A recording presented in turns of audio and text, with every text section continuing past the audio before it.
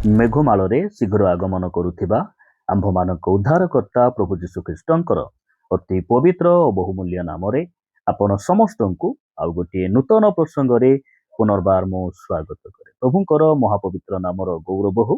ପରମେଶ୍ୱରଙ୍କ ଅନୁଗ୍ରହରୁ ତାହାଙ୍କ ଜୀବନ୍ତ ବାକ୍ୟକୁ ନେଇ ଆପଣମାନଙ୍କ ନିକଟରେ ଆସିବା ପାଇଁ ୟୁଟ୍ୟୁବ ମାଧ୍ୟମରେ ପୁଣି ଥରେ ଆପଣମାନଙ୍କ ସହିତ କଥାବାର୍ତ୍ତା କରିବା ପାଇଁ ସ୍ୱର୍ଗର ପରମେଶ୍ୱର ଏହି ସୁନ୍ଦର ସୁଯୋଗ ମୋ ଜୀବନରେ ଯୋଗ କଲେ। ସେଥିପାଇଁ ପରମେଶ୍ୱରଙ୍କୁ ମୁଁ ହୃଦୟ ସହିତ ଧନ୍ୟବାଦ ଦେଉଛି। ଆପଣମାନଙ୍କୁ ମଧ୍ୟ ମୁଁ ଧନ୍ୟବାଦ ଦିଏ। ଆପଣମାନେ ଆମର ଏହି ସାମୁଏଲ ଖରା ୟୁଟ୍ୟୁବ ଚ୍ୟାନେଲରେ ପ୍ରସାରିତ ହେଉଥିବା ପ୍ରତ୍ୟେକ ସନ୍ଦେଶକୁ ନିୟମିତ ଶୁଣୁଛନ୍ତି, ଦେଖୁଛନ୍ତି। କେବଳ ଶୁଣୁଛନ୍ତି ତାହା ନୁହେଁ, ଲାଇକ୍ ସେୟାର କମେଣ୍ଟ ମାଧ୍ୟମରେ ଆପଣମାନେ ଆମ୍ଭମାନଙ୍କୁ ଅତ୍ୟଧିକ ପରିମାଣରେ ଉତ୍ସାହିତ କରୁଛନ୍ତି। ସେଥିପାଇଁ ମୁଁ ପ୍ରଭୁଙ୍କର ଗୌରବ କରେ। ପରମେଶ୍ୱର ଆପଣ ସମସ୍ତଙ୍କୁ ପ୍ରଚୁର ଭାବରେ ଆଶୀର୍ବାଦ କରନ୍ତୁ। ପ୍ରିୟ ପ୍ରଭୁଙ୍କ ଲୋକମାନେ, ଆସନ୍ତୁ ଆଜିର ପ୍ରସଙ୍ଗ ନିକଟକୁ ଯିବା। ଆଜି ଆମେ ପ୍ରଭୁଙ୍କ ବାକ୍ୟରୁ ଯେଉଁ ପ୍ରସଙ୍ଗରେ କଥାବାର୍ତ୍ତା ହେବା, ସେହି ପ୍ରସଙ୍ଗର ଶୀର୍ଷକ ହେଲା ପଣ୍ଡିତମାନେ ଯୀଶୁଙ୍କୁ କାହିଁକି ପ୍ରଣାମ କଲେ। ଆଜିର ପ୍ରସଙ୍ଗ ହେଲା ପଣ୍ଡିତମାନେ ପ୍ରଭୁ ଯୀଶୁ ଖ୍ରୀଷ୍ଟଙ୍କୁ ଭୂମିଷ୍ଠ ହୋଇ କାହିଁକି ପ୍ରଣାମ କଲେ। ଏହି ପ୍ରସଙ୍ଗରେ ଅଳ୍ପ ସମୟ ଆମେ ପ୍ରଭୁଙ୍କ ବାକ୍ୟରୁ କଥାବାର୍ତ୍ତା ହେବା। ପ୍ରିୟମାନେ, ଆସନ୍ତୁ ବାକ୍ୟରୁ ସେହି ଅଂଶଟି ଆମେ ପଢିବା, ଯୋଉଠିକି ପୂର୍ବ ଦେଶର କେତେକ ପଣ୍ଡିତମାନେ ଯୀଶୁଙ୍କୁ ଭେଟିବା ପାଇଁ, ତାହାଙ୍କର ଆରାଧନା କରିବା ପାଇଁ ସେମାନେ ଅନେକ ଦିନ ଯାତ୍ରା କରି ଆସି ସେମାନେ ପ୍ରଭୁଙ୍କର ଆରାଧନା କଲେ, ତାଙ୍କୁ ଭୂମିଷ୍ଠ ପ୍ରଣାମ କଲେ। ଆସନ୍ତୁ ସେହି ଅଂଶଟି ପଢି ଆଜିର ପ୍ରସଙ୍ଗରେ ଆମେ ଆଗକୁ ବଢିବା।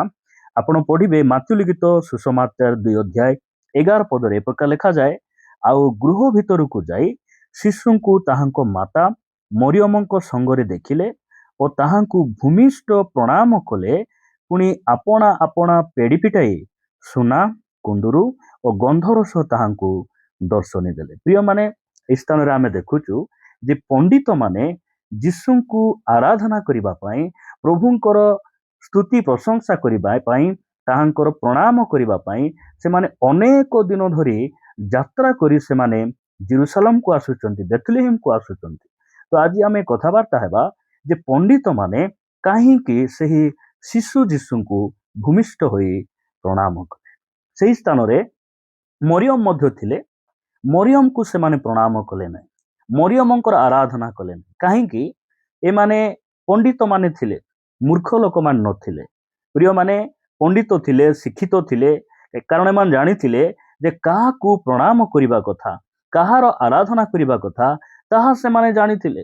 ଆଜି ଆପଣ ଦେଖିବେ ଖ୍ରୀଷ୍ଟିଆନ ସମାଜରେ ଅନେକ ଭାଇ ଭଉଣୀମାନେ ଯୀଶୁଖ୍ରୀଷ୍ଟଙ୍କ ବଦଳରେ ସେମାନେ ମାତା ମରିୟମଙ୍କର ସେମାନେ ଆରାଧନା କରନ୍ତି, ମାତା ମରିୟମଙ୍କର ପୂଜା ସେମାନେ କରନ୍ତି। କିନ୍ତୁ ଆମେ ପୂର୍ବ ଦେଶର ସେଇ ପଣ୍ଡିତମାନଙ୍କୁ ଦେଖୁଛୁ, ସେମାନେ ମରିୟମଙ୍କର ପ୍ରଣାମ କରୁନାହାନ୍ତି, ମରିୟମଙ୍କର ଆରାଧନା ସେମାନେ କରୁନାହାନ୍ତି, ସେମାନେ ଯୀଶୁଙ୍କର ଆରାଧନା କରୁଛନ୍ତି। କାହିଁକି? ମରିୟମ ପରମେଶ୍ୱର ନଥିଲେ, ଯୀଶୁ ହିଁ ପ୍ରଭୁ ଥିଲେ।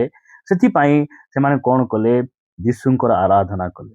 ଆପଣ ଏହି ଦିନ ମାନଙ୍କରେ ଦେଖିବେ ବିଭିନ୍ନ ସ୍ଥାନରେ କୁହାଯାଏ ଯେ ମୂର୍ଖ ଲୋକମାନେ ଯୀଶୁଙ୍କୁ ବିଶ୍ୱାସ କରିବେ। ଅଶିକ୍ଷିତ, ତଳୁଆ ଜାତି, ଅଶିକ୍ଷିତ, ଅଯୋଗ୍ୟ ଲୋକମାନେ ଏମାନେ କ'ଣ କରିବେ? ଯେ ଯୀଶୁଙ୍କୁ ଗ୍ରହଣ କରିବେ। ଏହି କଥା ବିଭିନ୍ନ ସ୍ଥାନରେ ଆମେ ଦେଖୁ। କିନ୍ତୁ ବାଇବଲ କହେ ପଣ୍ଡିତମାନେ ଯୀଶୁଙ୍କୁ ଖୋଜିବା ପାଇଁ ଗଲେ, ପଣ୍ଡିତମାନେ ଯୀଶୁଙ୍କୁ ଗ୍ରହଣ କଲେ, ପଣ୍ଡିତମାନେ ଯୀଶୁଙ୍କର ଆରାଧନା କରିବା ପାଇଁ ଗଲେ। ପ୍ରଶ୍ନ ହେଲା, କାହିଁକି ସେମାନେ ଯୀଶୁଙ୍କର ଆରାଧନା କଲେ? ପ୍ରିୟ ପ୍ରଭୁଙ୍କ ଲୋକମାନେ, ଆପଣମାନଙ୍କ ନିକଟରେ ମୁଁ ଗୋଟେ ବାକ୍ୟ ରଖିବା ପାଇଁ ଚାହେଁ। ଯୋହନ ଲିଖିତ ସୁସମାଚାର 1 ଅଧ୍ୟାୟକୁ ଆସିବେ। ଯୋହନ ଲିଖିତ ସୁସମାଚାର 1 ଅଧ୍ୟାୟ 1 ପଦରୁ ମୁଁ 3 ପଦ ପର୍ଯ୍ୟନ୍ତ ପଢିବା ପାଇଁ ଚାହେଁ। ଲେଖାଯାଏ, ଆଦ୍ୟରେ ବାକ୍ୟ ଥିଲେ, ବାକ୍ୟ ଈଶ୍ୱରଙ୍କ ସଙ୍ଗରେ ଥିଲେ, ସେହି ବାକ୍ୟ ଈଶ୍ୱର ଥିଲେ। 2 ପଦ, ସେ ଆଦ୍ୟରେ ଈଶ୍ୱରଙ୍କ ସହିତ ଥିଲେ, ତାହାଙ୍କ ଦ୍ୱାରା ସମସ୍ତ ସୃଷ୍ଟ ହେଲା, ଆଉ ଯେ ସମସ୍ତ ସୃଷ୍ଟ ହୋଇଅଛି ସେଥିମଧ୍ୟରୁ ଗୋଟିଏ ସୁଦ୍ଧା ତାହାଙ୍କ ବିନା ସୃଷ୍ଟ ହୋଇନାହିଁ। ପ୍ରଭୁଙ୍କର ଗୌରବ ହଉ। ପ୍ରିୟମାନେ, ଯୋହନ ତାହାଙ୍କ ବାକ୍ୟରେ ସେ ଏହା ରେକର୍ଡ କରୁଛନ୍ତି, ତାହାଙ୍କ ସୁସମାଚାରରେ ସେ ଏହା ଲିପିବଦ୍ଧ କରୁଛନ୍ତି ଯେ ତାହାଙ୍କ ଛଡ଼ା କୌଣସି ବିଷୟ ସୃଷ୍ଟି ହେଇନାହିଁ। ଏହି ପୃଥିବୀରେ ଦୃଶ୍ୟ କିମ୍ବା ଅଦୃଶ୍ୟ ବିଷୟ ଯେତେ ସବୁ ଆପଣ ଦେଖୁଛନ୍ତି, ସେଇ ସବୁ ବିଷୟର ସୃଷ୍ଟିକର୍ତ୍ତା ପ୍ରଭୁ ଯୀଶୁଖ୍ରୀଷ୍ଟ ଅଟନ୍ତି। ଏହା ପବିତ୍ର ବାଇବଲ ଆମ୍ଭମାନଙ୍କୁ ପ୍ରମାଣ ଦିଏ। ପ୍ରଭୁଙ୍କର ଗୌରବ ହଉ ପ୍ରିୟମାନେ। ଏଥିପାଇଁ ଆମେ ଦେଖୁଛୁ ଯେ ଜହନ ଲେଖୁଛନ୍ତି ଯାହା ସବୁ ସୃଷ୍ଟି ହେଇଛି ସେଇ ସବୁ ମଧ୍ୟରୁ ଗୋଟିଏ ମଧ୍ୟ ଯୀଶୁଙ୍କ ବିନା ସୃଷ୍ଟ ହେଇନାହିଁ। ସେଇଦିନ ପଣ୍ଡିତ ମାନେ ଏଇ କଥାକୁ ଜାଣିଥିଲେ ଯେ ଏହି ଯେଉଁ ବେଥଲିହେମରେ ଯେଉଁ ଶିଶୁ ଜନ୍ମ ଗ୍ରହଣ କରିଛନ୍ତି ଏ ଜଣେ ସାଧାରଣ ଶିଶୁ ନୁହନ୍ତି, ଏ କୌଣସି ଗୁରୁ ନୁହନ୍ତି, ଏ ମହାପୁରୁଷ ନୁହନ୍ତି, କିମ୍ବା ଏ କୌଣସି ବାବା ନୁହନ୍ତି। ଏ ସର୍ବଶକ୍ତିମାନ ସର୍ବ ସୃଷ୍ଟିକର୍ତ୍ତା ପରମେଶ୍ୱର ଅଟନ୍ତି। ସମଗ୍ର ପୃଥିବୀର ସୃଷ୍ଟିକର୍ତ୍ତା, ଯେ ମାନବ ଜାତିର ଉଦ୍ଧାରକର୍ତ୍ତା, ଯେ ମାନବ ଜାତିର ନିର୍ମାଣକାରୀ, ସେଇ ସଦାପ୍ରଭୁ ଏ ପରମେଶ୍ୱର ଅଟନ୍ତି। ଏହା ପଣ୍ଡିତ ମାନେ ଜାଣିଥିଲେ। ପ୍ରିୟମାନେ, ମୁଁ ଆପଣଙ୍କୁ କହିବା ପାଇଁ ଚାହେଁ ସେହି ଯୀଶୁଖ୍ରୀଷ୍ଟଙ୍କୁ ଆପଣ ଏବଂ ମୁଁ ଭଲରେ ଜାଣିବା ଆବଶ୍ୟକ ରହିଛି। ସେହି ଯୀଶୁଖ୍ରୀଷ୍ଟ ଆମକୁ କୌଣସି ପର୍ବ ଦେବା ପାଇଁ ଆସିଲେ ନାହିଁ। ସେହି ଯୀଶୁଖ୍ରୀଷ୍ଟ ଆମକୁ ନୂଆ ଲୁଗାପଟା, ଭଲ ଘର, ଭଲ ଗାଡ଼ି, ଏଇ ଜଗତରେ ଆମେ ସେଟେଲ ଯେପରି ହେବୁ ସେଥିପାଇଁ ସେ ଆସିଲେ ନାହିଁ। ସେ ଏଥିପାଇଁ ଆସିଲେ ଈଶ୍ୱରଙ୍କ ପ୍ରତିମୂର୍ତ୍ତି, ଯେ ସର୍ବଜଗତର ସୃଷ୍ଟିକର୍ତ୍ତା, ଆମର ରୂପ, ମନୁଷ୍ୟର ରୂପ, ମନୁଷ୍ୟର ଶରୀର ଧାରଣ କରି ଏଥିପାଇଁ ଆସିଲେ ଆପଣଙ୍କୁ ମତେ ସେ ପାପରୁ ଉଦ୍ଧାର କରିବେ। ଆପଣଙ୍କୁ ମତେ ସେଇ ହବା ଆଦମ ହରାଇଥିବା ସେଇ ଆଶୀର୍ବାଦକୁ ଆମକୁ ଫେରାଇ ଦେବେ। ସେଥିପାଇଁ ସେଇ ପୃଥିବୀ ପୃଷ୍ଠରେ ସେ ଆସିଲେ। ଆପଣମାନଙ୍କ ନିକଟରେ ମୁଁ ଆଉ ଗୋଟେ ବାକ୍ୟ ରଖିବା ପାଇଁ ଚାହେଁ। କଲୋସିୟ 1 ଅଧ୍ୟାୟ 15 ପଦରୁ ମୁଁ 17 ପଦ ପର୍ଯ୍ୟନ୍ତ ପଢୁଛି। ଏହି ସ୍ଥାନରେ ଏ ପ୍ରକାର ଲେଖାଯାଏ, ସେ ଅଦୃଶ୍ୟ ଈଶ୍ୱରଙ୍କ ପ୍ରତିମୂର୍ତ୍ତି, ସମସ୍ତ ସୃଷ୍ଟିର ପ୍ରଥମଜାତ, କାରଣ ଦୃଶ୍ୟ ଓ ଅଦୃଶ୍ୟ, ସ୍ୱର୍ଗରେ ଓ ପୃଥିବୀରେ ସମସ୍ତ ବିଷୟ ତାହାଙ୍କ ଦ୍ୱାରା ସୃଷ୍ଟି ହେଲା। ସିଂହାସନ କି ପ୍ରଭୁତ୍ୱ କି ଆଧିପତ୍ୟ କି କର୍ତ୍ତାପଣ ସମସ୍ତ ତାହାଙ୍କ ଦ୍ୱାରା ଓ ତାହାଙ୍କ ନିମନ୍ତେ ସୃଷ୍ଟ ହୋଇଅଛି। 17 ପଦରେ ଲେଖାଯାଏ, ସମସ୍ତ ବିଷୟ ସୃଷ୍ଟ ହେବା ପୂର୍ବରୁ ସେ ଅଛନ୍ତି ଓ ତାହାଙ୍କ ଠାରେ ସମସ୍ତ ବିଷୟର ଅସ୍ତିତ୍ୱ ଅଛି। ପ୍ରଭୁଙ୍କର ଗୌରବ ହଉ। ପ୍ରିୟମାନେ, ସେଇଦିନ ପଣ୍ଡିତ ମାନେ ଏଇଟାକୁ ଜାଣିଥିଲେ।